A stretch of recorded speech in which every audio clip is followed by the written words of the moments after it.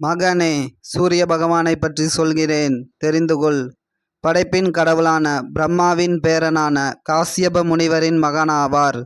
இவர் பிரம்மாண்டமான தங்க தேரில் அமர்ந்து காட்சி தருகிறார். இந்த தேரை கருடனின் சகோதரனான அருணன் என்பவர் ஓட்டுகிறார்.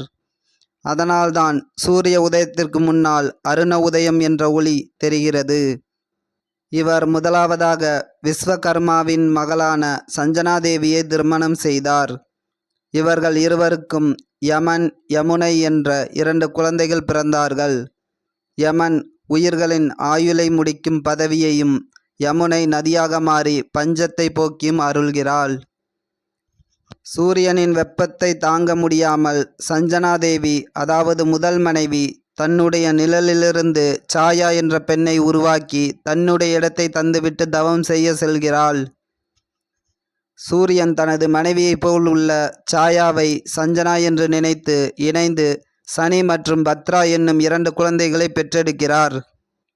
சனி பிறந்ததிலிருந்து பிடிவாதக்காரனாகவும் கோபக்காரனாகவும் இருந்ததால் சூரியனுக்கும் சனிக்கும் ஆகாது. இதனால்தான் சூரியனுக்கும் சனிக்கும் ஆகாது என்று கூறுகிறார்கள். சாயா தனது மனைவி இல்லை என தெரிந்த சூரியன் சஞ்சனாவை தேடி சென்று சமாதானம் செய்தார்.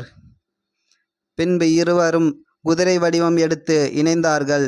இவர்களுக்கு அஸ்வினி குமாரர்கள் என்று இரட்டையர்கள் பிறந்தார்கள். இவர்கள் மருத்துவத்தின் கடவுளாகவும் வணங்கப்படுகிறார்கள்.